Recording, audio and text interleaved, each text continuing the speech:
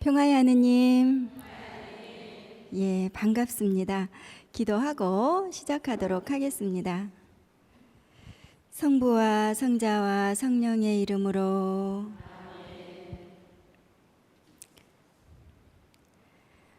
오늘은 소아데레사 성녀에 대하여 공부합니다. 어린 시절부터 몸이 허약해 육신적 고통을 심하게 받았으나 그녀는 투병 기간 중 오히려 성모님께 기도하면서 성모님과 같은 겸손하고 동정의 삶을 살기로 결심하였습니다. 수도원 입회를 갈망하나 나이가 너무 어려 거절당할 때도 오히려 더 정성껏 기도하며 교황님을 아련하는 은혜와 함께 수도원 입회 허락을 받았습니다.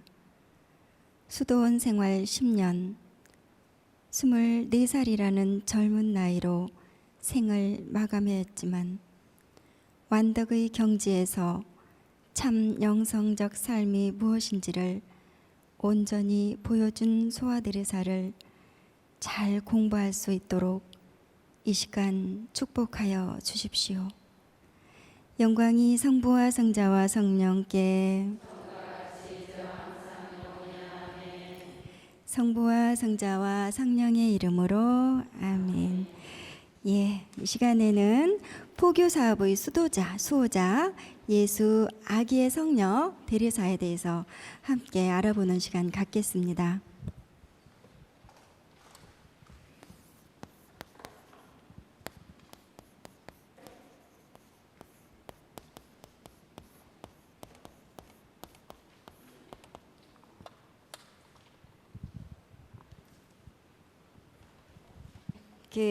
이분은 자금이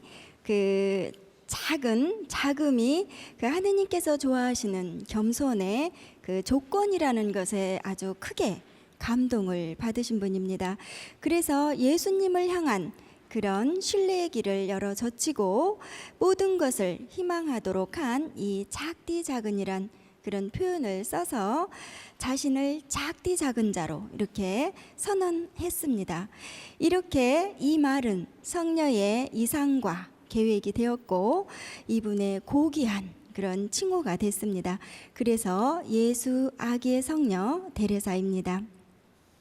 성녀께서는 1873년에 태어나서 1897년에 사망하셨습니다. 24살이라는 젊은 나이에 세상을 떠나셨고 26년 만에 시성되셨습니다. 하느님의 종들이 사망한 지 50년이 되기 전에는 시복 과정을 끝내지 않기로 한 그런 교회법을 생각하면 26년 만에 시성이 되셨기 때문에 단시일에 성인 품에 오르신 분이라고 이렇게 말씀드릴 수 있겠습니다. 성녀께서는 북프랑스의 알랑송이라는 곳에서 태어나셨습니다. 이 알랑송의 그때 당시의 인구는 16,000명가량 되는 아마포라든가 레이스 제작소가 있었고 군주 정치 하에 정치라든가 문화, 종교 이런 것이 아주 복잡했던 그런 시기였지만 비교적 평화롭고 또 은혜로운 그런 마을로 알려져 있습니다. 그리고 성녀께서는 이곳에서 3년 6개월 동안 이렇게 살았고 이 알랑송에는 유명한 노트르담 성당이 있습니다. 성녀께서는 출생한 지 이틀 후에 이 노트르담 성당에서 세례를 받았습니다. 부모님은 다 같이 매우 신심이 아주 두터운 그런 분들이었고 9명의 아이를 낳기 전부터 하느님께 이 아이들을 바치기로 이렇게 생각을 하셨던 훌륭한 분들입니다. 데레사 성녀는 9명의 자녀 중에 막내로 이렇게 태어났습니다. 그리고 이 성녀께서는 3살 반 때 전능이란 단어를 설명할 줄 알았고, 그리고 성녀가 맨 처음 혼자서 읽을 줄 알았던 첫 번째 단어가 천국이란 단어였다고 이렇게 전해집니다. 이것은 본래 이분의 성격 외에 하느님을 향한 그런 것 외에 양친의 훌륭한 표양을 본받았기 때문입니다. 그녀는 겸손했고 양순했고 또 부모님을 사랑했는데 특히 아버지를 굉장히 많이 따랐다고 이렇게 전해집니다. 그래서 이 아버지는 이 데레사 성녀를 나의 여왕 나의 여왕 이렇게 하면서 응석을 모두 이렇게 받아주었고, 이 막내딸이 원하는 것이라면 뭐든지 이렇게 들어주려고 애썼다고 이렇게 기록되어 있습니다. 성녀께서는 8살 때 리즈웨에 있는 베네딕토 소속인 학교에 들어가서 기숙사 생활을 하게 됐습니다. 그때 동료들 간에 모범이 되었습니다. 그리고 9살 때에는 중병에 걸리게 됐는데 굉장히 위독한 상황에서 성모님의 전구로 완쾌됐습니다. 병실 안에는 성모상이 이렇게 놓여져 있었는데 그 성모상이 이 소아데레사 성녀를 보고 미소를 띄었다고 이렇게 자서전에서 기록하고 있습니다. 데레사 성녀는 15살 때 리즈에 있는 깔멜 수녀원에 들어가고 싶어 했습니다. 그러나 나이가 너무 어리다는 이유로 이것을 승낙을 받지 못하게 됩니다. 그래서 왜냐하면 16살 이하의 지원자는 받지 않는다는 그런 수녀원 규칙이 있었기 때문에 그렇습니다. 예수님께 모든 것을 바치고 조용히 이 수도원에서 일생을 주님께 바치고자 했었던 이 데레사 성녀에게는 이런 거절은 큰 아픔으로 이렇게 다가왔습니다. 그런데 그때 아버지는 다른 신자들과 함께 로마로 여행을 가게 됐습니다. 그때 이 성녀는 아버지를 따라서 로마를 가게 됩니다. 그러면서 이제 이 성녀가 생각하기를 로마에 가면 교황님을 아련하게 되는데, 그때 자기의 어리지만 수녀원에 들어가고 싶다는 원의를 얘기하고 싶어 합니다. 그때 다른 사람들은 다 교황님 반지에 이렇게 침구를 하고 나오게 되는데, 이 성녀께서는 잠깐 동안에 교황님께 자기는 나이는 어리지만 지금 수녀원에 들어가고 싶다고 이렇게 간절하게 이야기를 합니다. 그때 교황님께서는 뭐라고 말씀을 하시냐면은 그 말은 해당 교구장님께 이렇게 이야기를 하면 된다라고 얘기를 합니다. 그래도 성녀는 계속 되풀이해서 애원을 했습니다. 그러자 교황님은 또다시 그런 말씀을 하셨습니다. 딸아, 안심하여라. 하느님의 뜻이라면 꼭 수녀원에 들어갈 수 있을 것이다 라고 이런 위로의 말씀을 해주셨습니다. 그래서 이 데레사 성녀는 귀국하자마자 이 주교님께 편지를 보냈고, 얼마 후에는 수녀원에 들어갈 허락을 받게 됩니다.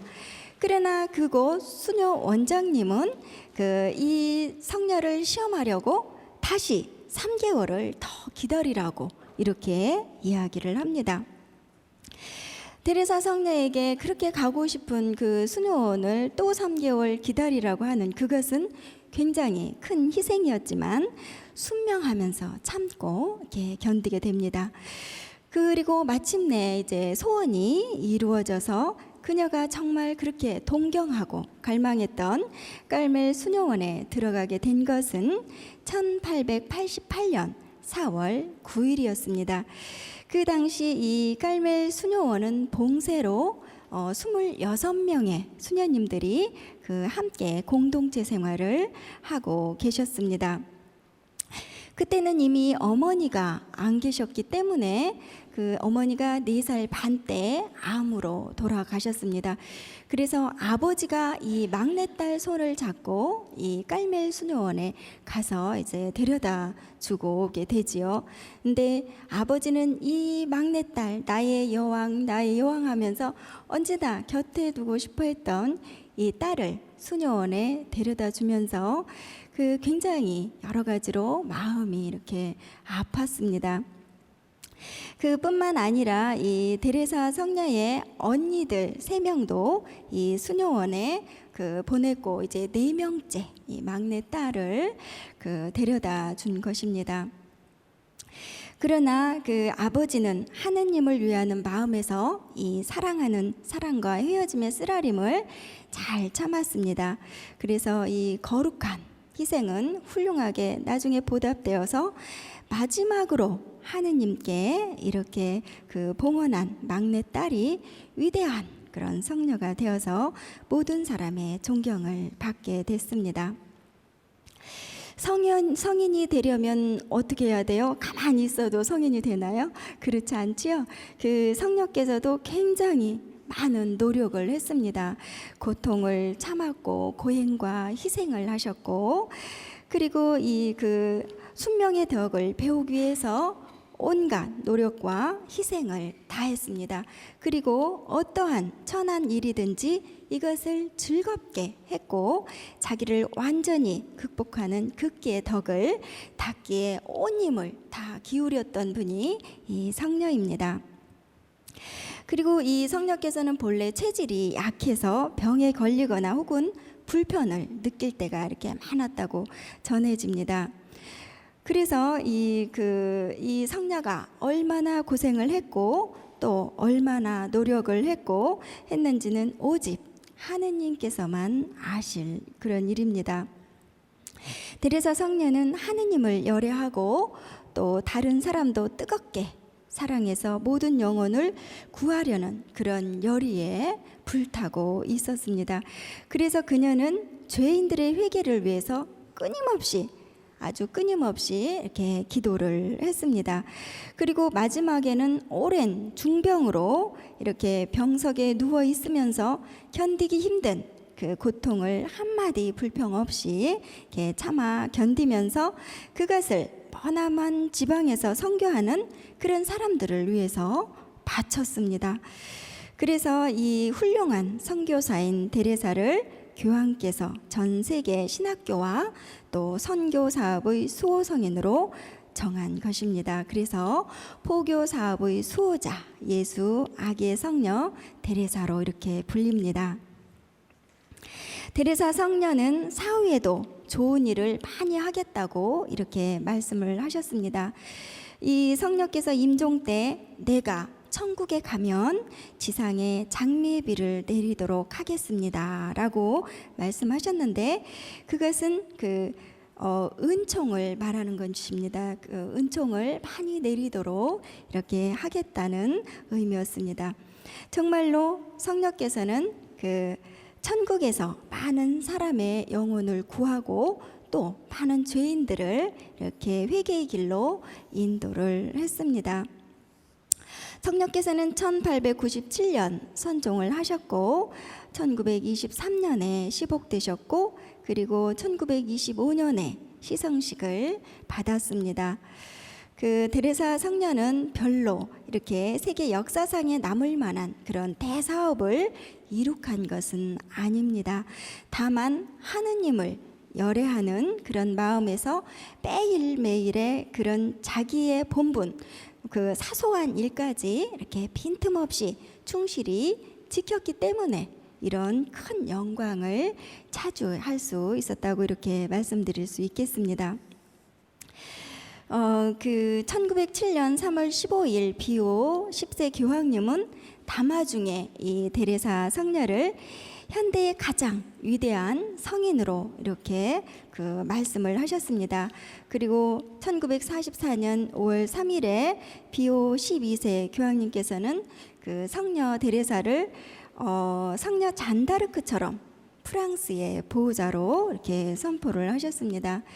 이분의 저서로는 1895년 초에 자신의 어린 시절을 회상한 글, 그 한 영혼의 이야기와 252편가량 되는 그 편지글이 있습니다.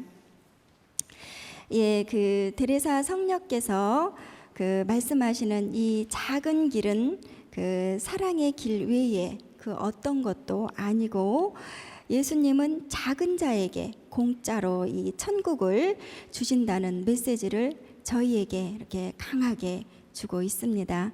그 작은 것 하나도 주님 안에서 이렇게 주님 마음에 들 수 있는 그런 우리들이 될 수 있도록 노력하는 그런 한 주간 되시길 바라면서 이만 마치겠습니다. 감사드립니다.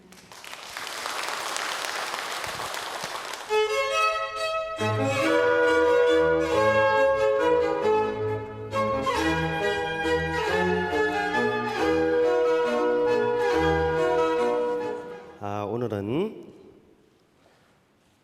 성녀 소아 데레사에 대해서 강의하기 전에 먼저 제가 2000년 그리스도교 안에서 교회를 빛낸 성인 성녀들을 지금 강의하는 마무리 단계에 있기 때문에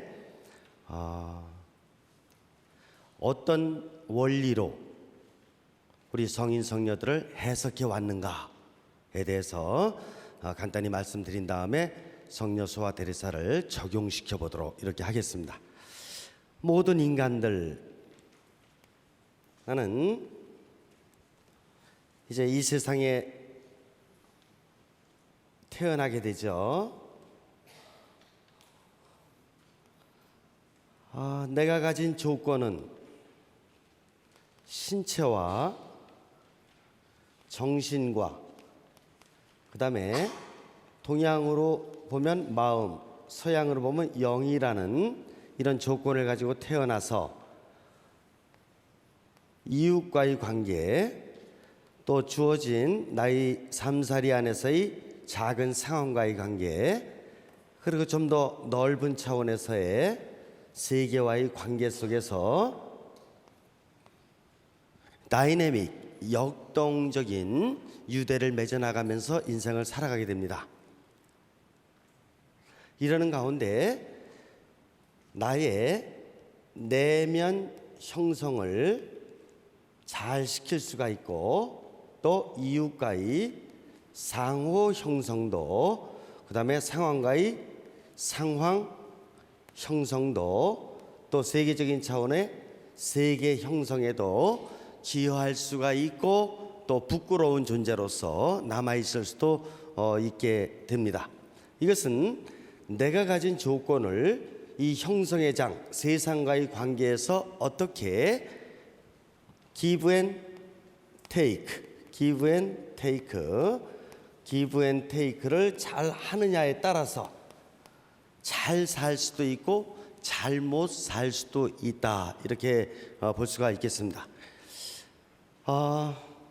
보통 육신적이고 정신적인 차원에서만 이야기를 한다면 일반적인 윤리라든가 아니면은 인간학이라든가 철학이라든가 심리학적 차원, 의학적 차원에서 이렇게 이야기해도 충분하겠지만, 신앙 안에서는 꼭 영적인 차원을 견지해야 될 것이고, 또 영적인 차원이 정신에 영향을 미치고, 또 영화된 정신이 육신에 영향을 미치고, 그리고 또 영화된 육신이 인생을 살아가는 동안에 많은 것을 체험하게 된 것이 바로 또 정신의 세계로 올라가게 되고, 또 경험된 이런 그 감각을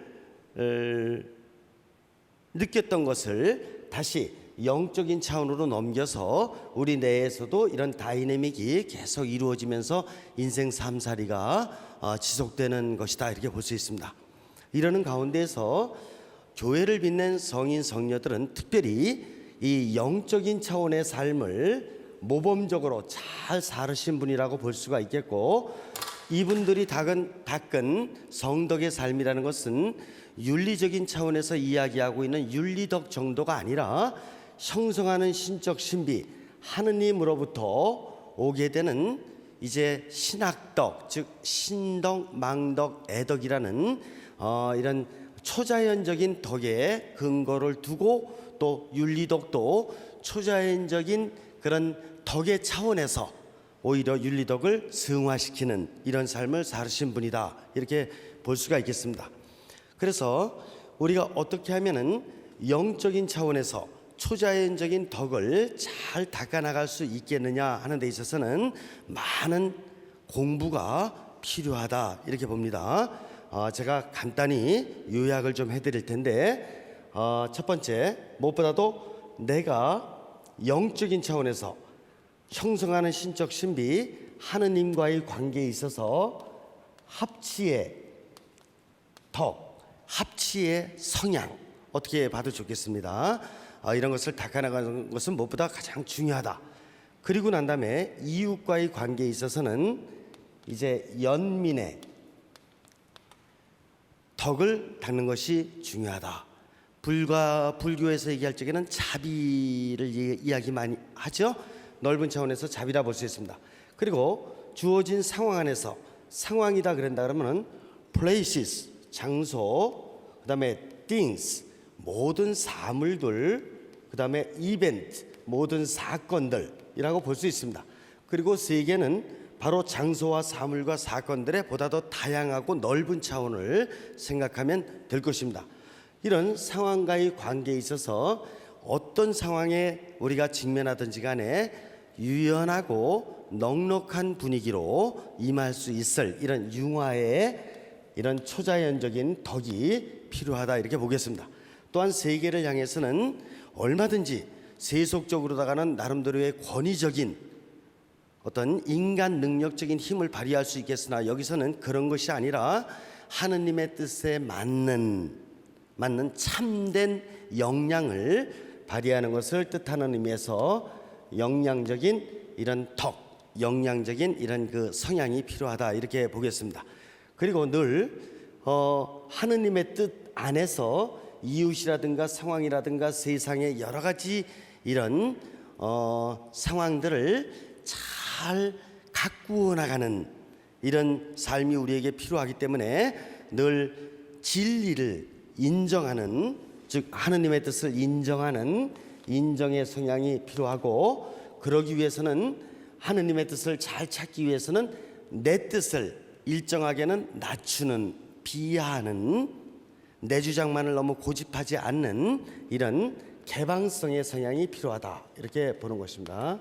그리고 나의 삶살이라는 것이 열심히 살아왔다라고 하지만 죽음 전까지는 일정하게 늘 나약하고 부족함이라는 병을 지니고 있는 것이기 때문에 언제든지 나의 지금까지의 삶의 모두를 조금씩 다 초탈시켜 나갈 수 있을 이런 성향이 또 필요하다, 이렇게 봅니다. 그리고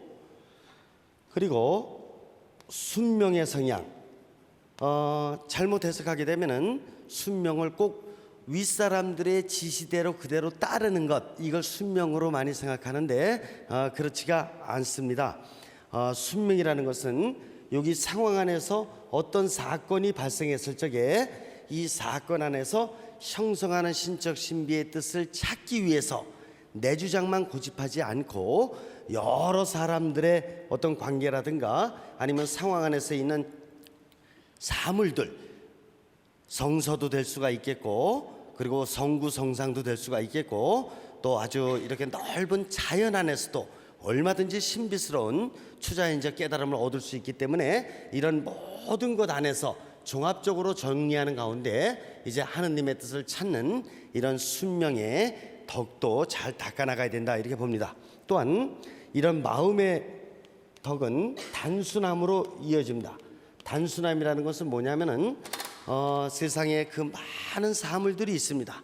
오늘날은 특별히 또 부동산 놀이들을 많이 하다 보니까 욕심들이 굉장히 많죠.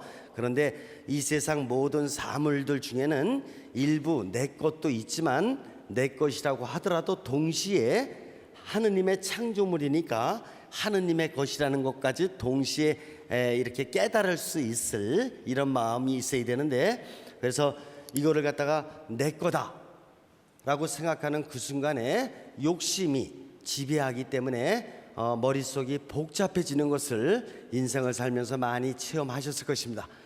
내 거는 내 건데 일시적으로 내 거고, 영원한 차원에서는 형성하는 신적 신비 창조주이신 하느님의 것이다. 동시에 이렇게 생각할 수 있는 지혜, 그런 가운데 이제 머릿속이 이제 단순해지게 되는 이런 것을 우리가 닦아나갈 수가 있습니다. 또한 특별히 인간에 대한 외경이다 그런다면 존경, 리스펙트라고 할 수가 있습니다. 그래서 존경심을 좀 더 잘 다져나가야 되겠고, 그리고 이런 가운데 이런 여러 가지 성향들을 깨닫게 되면서 해가지고 깨달아지는 만큼 이 성향들을 확고하게 지켜나가고자 하는 이런 확고함의 성향, firmness, 확고함. 내가 깨달은 이 진리를 잘 지켜나가겠다는 확고함의 성향, 확고하게 하는데 이 확고함은 완고함하고는 다릅니다. 완고함은 자기 생각에 너무 발양되어 있기 때문에 그 자기 뜻을 버릴 줄을 몰라요. 그런데 진리를 따르고자 하는 사람은 늘 개방되어 있기 때문에 자기가 깨달은 바가 확고하다고 하더라도 늘 더 깊은 깨달음, 더 높은 뜻을 항상 지향하면서 부드러움의 성향을 전지하게 됩니다. 젠틀레스, 펌네스와 젠틀레스는 성인 성녀들에게는 동시에 겸비된 초자연적인 덕이다, 이렇게 볼 수가 있겠습니다. 이렇게 되고 이러는 가운데 마지막으로다가 삼일함, 우리 많이 이야기할 적에는 보통 프라이버시다 이렇게 이야기하죠. 이웃에 대해서는 늘 어떤 부족함이라든가 잘못된 점을 발견한다고 하더라도 그 비밀을 지켜줄 수 있을, 우리 사제들이 고해성사를 듣고 나서 비밀을 지켜줘요, 안 지켜줘요? 그거 안 지켜주면 즉시 옷 벗어야 되죠. 여러분들도 이런 성사적인 차원에서 서로 간의 비밀이라든가 잘못을 알게 되었을 적에 지켜줘야 돼요, 안 지켜줘야 돼요? 그렇죠. 여러분들도 성사를 받는 이만큼 여러분들도 남을 위해서 거룩한 이런 그 삶을 살아갈 수 있을 책임과 의무가 있는 것이죠. 그래, 좋아요. 그러면 여기서 이제 소아 데레사 성녀에 대해서 한번 공부해 보도록 하겠습니다. 소아 데레사 성녀는 1873년에 태어나서 1897년에 선정하셨으니까 24세. 조금 안타깝다고 느껴지죠. 너무 인생이 좀 짧았다 이렇게 느껴집니다. 이분의 생애를 이렇게 놓고 보면은 5세 때 조금 5세 때 모친께서 선정하십니다. 그리고 언니 폴리나 언니를 참 좋아했는데 수도원에 입회를 합니다. 5살 때 뭐를 알겠느냐 하겠지만 참 어머니 품 안에서 5년 동안 지냈었는데 너무나 어떤 의미에서는 슬프고 막막하고 참 이해가 안 됩니다. 그러면 언니라도 좀 남아 있어야 되는데 그 큰언니가 수도원 들어가니까 참 이것도 이해하기가 좀 어려워요. 이해가 잘 안 돼요. 어린 그 데레사에게는 어쨌든 이런 가운데 지내다가 8살 때 이제 기숙사에 들어가서 공부하고 그래가면서 조금은 잊어버리죠. 그런데 9살 때 중병이 들었다 그러는데 뭐 어느 정도의 병인지는 어쨌든 알 수가 없고 이때 중병이 들어서 결국 어떻게 이겨나가냐 하면은 이 조그만 아기가 기도를 합니다. 기도를 하는 중에 병실에서 성모님의 이런 그 미소 짓는 어떤 그런 상을 체험하게 되는 곳이에요. 그러면서 어쨌든 요 어려움을 갖다 또 이렇게 이겨나가게 되는데 본인으로서는 이 육신적인 이런 그 큰 고통 앞에서 이거를 해석할 길이 없어요. 참 고통스럽다. 이거 뭐 어떻게 되느냐. 학교도 못 다니겠고, 응? 친구들도 못 만나겠고, 그냥 병원에만 계속 있어야 되는 9살이면은 몇 학년 되는 건가요? 초등학교 2학년. 그래요. 이런 상황에 있게 되고요. 그러다가 이제 그 11세경 아마 될 거예요. 정확한 나이는 아닌데 첫 영성체를 하게 됩니다. 첫 영성체 때 뭐를 체험하냐면은 물방울이 쭉 흘러 내려가면서 바닷물로다가 들어가는 걸 체험했다라고 하거든요. 근데 이때 뭐를 본인은 연결시키냐면은 물방울이 자신이 물방울 한 방울밖에 안 되잖아요. 인류 역사에 세상에서 물방울 한 방울이 이 하느님께로 싹 스며들어가는 것을 느끼는 거예요. 체험하는 거예요. 그러니까 이 어린 시절에 그런 물방울 영성을 깨닫는 거거든요. 우린 비가 와도 물방울 영성 잘 못 느낄 때가 많죠. 비가 와서 대지 속으로 다 싹 스며들어가는 거를 보면서 이게 내가 그 세상의 어머니이신 대지 속에 아니면 형성하는 신적 신비 하느님 안에 싹 스며들어가는 이런 물방울 영성. 이 꼬맹이가 벌써 요때 이런 거를 체험을 하네요. 이런 걸로 봐가지고 그 어린 시절에 태어나면서부터 요 한 그 10살 정도까지 영향을 받았으면은 부모밖에 없거든요. 그러니까 부모님의 아주 좋은 영향을 받았다라는 거 이거 정확히 알 수 있는 곳이에요. 부모님 영향 아니면 지금 뭐 무슨 대인관계도 없어요. 얘라 그래도 되는 거지. 얘는 어린 시절부터 아프기만 하고 배실이기 때문에 육신적으로다가는 방법이 없어요. 이렇게 됐고 그러다가 15살 때 수녀원을 입회하고 싶다라는 이런 갈망을 갖게 됩니다. 그런데 어떻게 됐어요? 거절당하는 것이에요. 15살이면 너무 어리잖요. 당연히 조금만 더 있다 와라 이렇게 할 수밖에 없는 거지. 그래서 거절당한 거예요. 그러니까 이 녀석이 이거 가고 싶은데 말이야 이거 어떻게 해야 되나.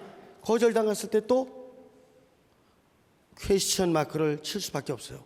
이거 어떻게 되는 거냐. 그럼 어떻게 해야지 갈 수 있단 말이냐. 이런 식으로 생각을 합니다. 이때 참 묘하게도 형성하는 신적 신비께서는 부친을 통해서 일을 하십니다. 부친께서 이때 그 로마 그 순례를 하게 되는데 이때 따라가요.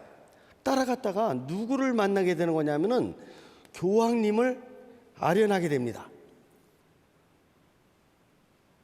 우리 그 바티칸에 가서 교황님 아련할 적에 이렇게 그 반지에다 침구를 한다든가 이런 거 이렇게 보신 적 있을 거예요.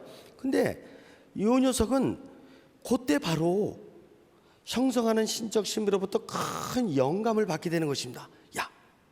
애기야, 너 교황님 아련할 때 있잖아. 너 마음속에 있는 거 이거 있잖아. 마음속에 있는 거 그것 좀 말씀드려. 그러고 가가지고 교황님께 제가 교황님 귀 좀 빌려주셔요. 있잖아. 제가 쬐끄맣지만 제가 수녀원 가고 싶은데요. 저 허락해 주실래요? 이러는 거지. 교황님이 보니 요거 참 기특하거든. 그래서 야, 그건 있잖아, 가서 교구에 가서 교구장님께 이렇게 허락을 득하면 되는 거니까 교구장님께 말씀드려라. 지금 있잖아요, 교황님께서 좀 해주셔야 된다니까요. 이렇게 해가지고 이제 교황님으로부터 사실 이런 윤호를 받게 됩니다. 그래서 너는 꼭 수녀원에 들어갈 수 있을 것이다 라는 교황님의 확답도 받게 되고, 그래서 돌아와서 이제 주교님께 연결하고 이제 순서를 밟아서 이제 수녀원에 지원을 했는데, 수녀원에서 원장님이 계신데 원장님이 시험을 합니다. 무슨 시험을 했냐면은, 너 있잖아, 받아들이긴 받아들인다. 근데 3개월만 있다 와라. 3개월. 그래서 이 내면을 시험하는 것입니다. 이것도 또 이해가 안 돼. 이해가 안 돼요. 이거 뭐 말이야, 그냥 들어가면 들어가는 거지. 3개월이면 뭐 그 나이가 그 나이인데 왜 이럴까, 이런 생각을 하게 됩니다. 그러다가 어쨌든 간에 15세에 이제 결국은 수녀원에 입회를 해가지고 24세까지 수녀원 생활을 합니다. 24세까지 하니까 10년 동안을 이제 수녀원 생활을 하는 거죠. 10년 동안 수녀원 생활을 하는 동안에 어떤 삶을 살았느냐는 대단히 단순합니다. 이름에서부터 나오듯이 소와 작은 꽃 아닙니까? 아주 작은 꽃으로 살았으니까 무슨 뭐 말이야, 그냥 큰 꽃으로 다 표시된 것도 아니고 아주 작게. 그래서 무엇보다도 자신의 내면 형성을 위해서 노력을 합니다. 이게 바로 뭐냐면은 극기와 기도 생활에 아주 집중을 하는 것입니다. 그래서 내면을, 이런 초자연적인 내면으로, 하느님께서 주시고자 하는 초자연적인 내면으로 내면 형성을 시킵니다. 그리고 이 기도를 이제 이 형성의 장애에 연결을 시키는데, 어느 식으로 연결시키느냐 하면은 모든 인류의 죄인들의 회개를 위해서. 물론 장소는 그 좁은 그 수도원 공간, 아주 그냥 거기서 뭐 무슨 또 활동도 또 많이 하고 그랬던 것도 아니에요. 거기서 뭐 이렇게 크게 어디 여행한 데도 없고 아무것도 없습니다. 근데 마음만큼은, 영만큼은 세계의 죄인들을 향해서, 이런 세계 형성적인 차원에서, 물론 수도원에서 같이 살고 있는 사람들은 물론 이거니와 세계적인 차원의 인류의 그 죄를 용서해 주시기를 청하면서 이렇게 하고, 또한 선교사들은 그 세계적인 차원으로 나아가서 지금 진리를 전하기 위해서 애쓰고 있었던 분들이었죠. 그분들을 위해서 이렇게 기도하는 이런 삶을 살아갑니다. 근데 요때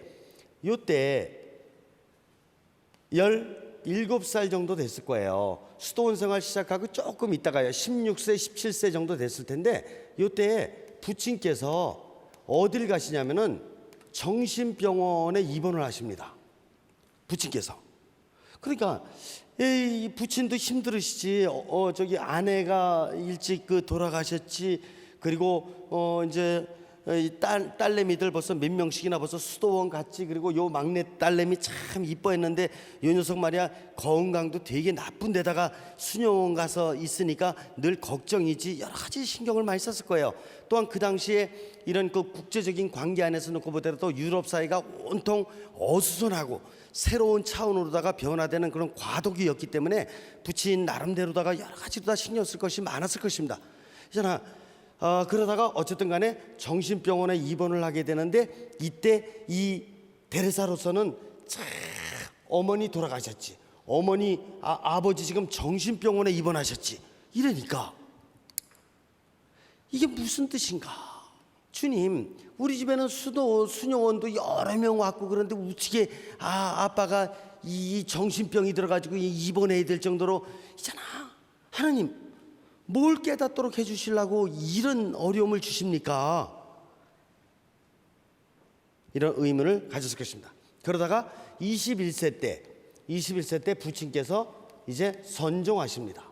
그래서 정신병원에 입원한 것도 또 이해가 안 되고, 부친께서 일찍 선종하신 것도 그렇게 그 나를 아껴줬고 사랑해줬고 나를 위해서 뒷바라지 해주실 마지막 분 부친께서 이렇게 일찍 선종하시고 이해가 안 되는 거예요.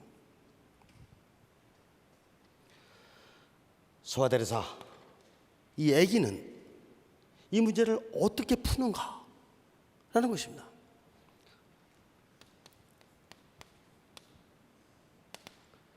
자신이 무지함을 처음부터 깨닫습니다. 이 어머니 일찍 돌아가신 것도 알아들을 길이 없어요. 나 하나님의 뜻 뭔지 모르겠다. 무지하다. 나는 무지하다. 알아들 길 없다. 9살 때 중병이 들렸을 적에도 너무 괴롭고 학교도 못 가고 친구도 못 만나고 뭐 먹고 싶은 것도 못 먹고 이제는 무지하다. 난 못 알아듣겠다. 라는 것을 철저하게 깨닫습니다. 그러는 가운데 형성하는 신적 신비께서는 천연성신한테 아주 놀라운 신비적 깨달음을 주십니다. 물방울이 바닷물로 쫙 흡수되는 것을 보면서 너는 나에게로 쫙 이렇게 들어오고 있다. 이런 깨달음을 얻을 수 있도록 영감을 주시는 것입니다. 그래, 이런 깨달음 얻고 그리고 난 다음에 다시 이제 수녀원을 들어가려고 그러는데 또 어떻게 됩니까? 또 거절당해요. 이해가 안 돼. 근데 이해가 안 되는데 하나님께서는 또 부친을 통해서 로마의 성지순례 갈 수 있는 기회를 주시거든. 그래서 이때도 이해가 안 돼서 어떻게 될까? 무지입니다. 무지. 뭘 해야 될 게 없어나. 몸은 아픈 데다가 뭐 좀 하려 그러면 되는 거는 없고 계속 무지한 상태 속에서 힘든 거예요. 근데 하나님께서 이번에는 천연성체가 아니라 부친의 성지순례, 로마 성지순례를 통해서 풀어주셔요. 그리고 가서 교황님을 만나도록 해주셨고, 교황님 만나고 나서 쫙 이렇게 속삭였더니 뭐가 희망이 보여. 희망이. 그렇지 않습니까? 그리고 이렇게 이제 또 무지를 갖다 약간 또 극복해 나갑니다. 그러다 진짜 수녀원 들어가려고 그러는데 여기서 시험대에 올라거든요. 시험대에 올라와서 또다시 또 무지야, 또 무지. 그러니까 본인이 무지한 상태, 나약함, 왜 상태? weakness.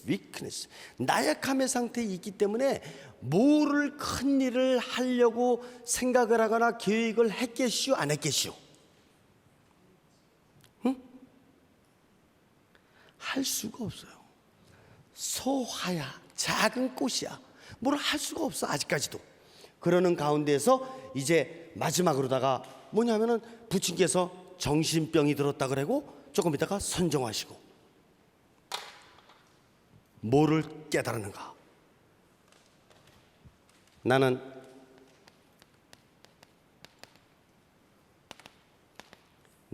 nothing이다. 나는 아무것도 아니다. 어렸을 때부터 육신적으로도 병이 들었지, 그리고 정신적으로도 해석이 안 돼가지고 뭘 하나 할 것도 없지. 그러다가 나중에 아버님 보니까 아버님이 정신병이 들었는데 정신이라는 게 뭔지 참 신비스럽고 알아들을 수 없는 문제이지. 이런 가운데서도 영적으로다가는 천연성체 때 형성하는 신적 신비께서 깨닫게 해주시고, 또 교황님 아련 때 또 깨닫게 해주시고, 영적으로다가는 자꾸 뭐가 들어오긴 들어오는데 들어오면 들어올수록 나는 무지한 상태라는 것을 자꾸 느끼게 되지. 이런 상태. 그런 가운데 I am nothing, God is everything. 하나님이 모든 것이요 나는 무라는 것을 깨달으면서, 그러면 이분께서 원하시는 일이 아니라면 어떤 것도 할 수 없다. 이분께서 원하시는 것이 뭐냐? 나같이 병들고 그냥 희마리도 하나도 없고, 그리고 또 아직 건강이 나쁘다 보니까 공부도 제대로 할 수가 없었고 학교 다니기도 어려웠고 이런 상태, 나에게 해줄 게 뭐냐?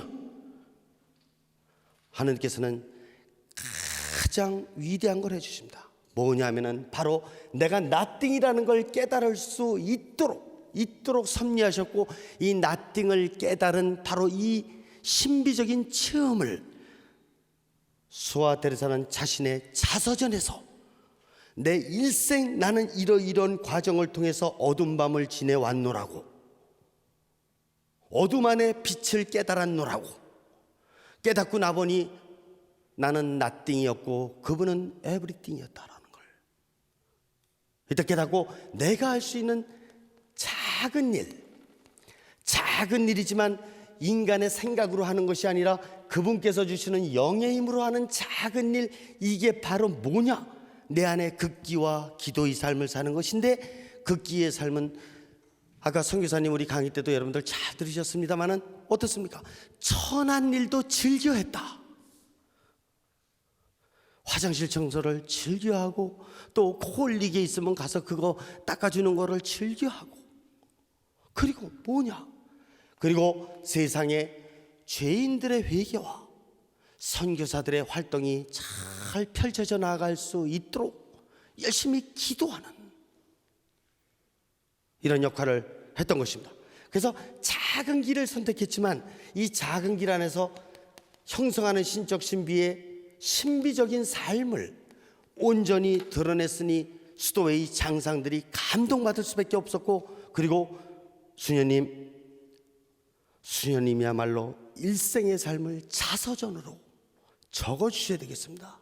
이런 청탁을 받게 되고 일생 형성하는 신적 신비께서 인도해 주신 이 어둠 밤의 여정을 가면서 깔멜의 산길의 완덕에 이르는 이 과정을 자신의 24년이라는 짧은 일생 안에서 확실하게 드러낼 수 있었던 분이 소아 데레사 성녀였다. 그래서 교회는 이분을 성인 품에 바로 올리게 되었고, 전 세계의 모든 사람은 인생을 길게 사는 게 중요한 것이 아니라, 인생을 큰 역할을 하면서 사는 게 중요한 것이 아니라, 형성하는 신적 신비의 뜻을 깨닫고, 그리고 영적인 차원의 이런 성향을 잘 길러가면서 짧지만 아름다운 곳으로 사는 것이 중요하다는 것을 깨닫도록 이렇게 해 주셨습니다. 아빌레 성녀 데레사, 소아 데레사 성녀는 하느님과 합치됐었고, 이웃에 대한 늘 연민, 그리고 상황에서 융화, 그 참된 역량을 발휘했고, 진리를 늘 인정하고 자신의 뜻을 교만하게 주장하지 않고 개방되었으며, 늘 어제의 삶보다는 오늘의 삶이 초탈되는, 그리고 늘 어떤 사건 앞에서도 순명하고, 그리고 사물에 욕심 없는 단순함과 함께, 그 다음에 이웃을 존경하고 깨달은 바를 확고하게, 그러면서도 부드럽게 지냈고, 어느 누구의 잘못도 들추어내지 않는 이런 삼일함의 이런 성향을 잘 기르면서 24년 한평생을 온전하게 살았던 현대의 아주 정말 위대한 이런 인간이요 위대한 성녀의 삶이었다, 이렇게 보겠습니다. 마무리 기도하겠습니다. 성부와 성자와 성령의 이름으로, 주님, 오늘 소아 데레사 성녀에 대해서 공부했습니다. 정말 어쩌면 인생이 그럽니까? 어린 시절부터 뭐 하나 깨닫기 어려운 이런 문제들을 계속 직면하게 되고, 그때마다 어느 누구도 해결해 줄 수 없기에 당신에게 달려갈 수밖에 없었던 이 삶, 짧지만 늘 당신에게 달려갔던 소아 데레사를 당신께서는 기꺼운 마음으로 받아들이셨고, 일생 어린 시절부터 받았던 고통의 의미가 무엇인지를 하나하나 깨달아 나아갈 수 있도록 섭리해 주셨습니다. 주님, 늘 그렇습니다. 저희들에게도 늘 가까이 계시면서 저희들이 해결하지 못하는 모든 문제들을 이렇게 해결해 주시기 위해서 계시지만, 저희들이 당신을 외면하고 당신을 멀어져 가는 이런 때가 많이 있습니다. 주님, 소아 데레사 성녀를 인도해 주셨듯이 저희들의 삶도 잘 인도해 주시고, 저희들이 가까이에서부터 세계적인 차원에 이르기까지 늘 활동과 기도 중에 저희들이 당신의 뜻을 잘 드러낼 수 있도록 인도해 주시기를 청합니다. 영광이 성부와 성자와 성령께, 성부와 성자와 성령의 이름으로 고맙습니다.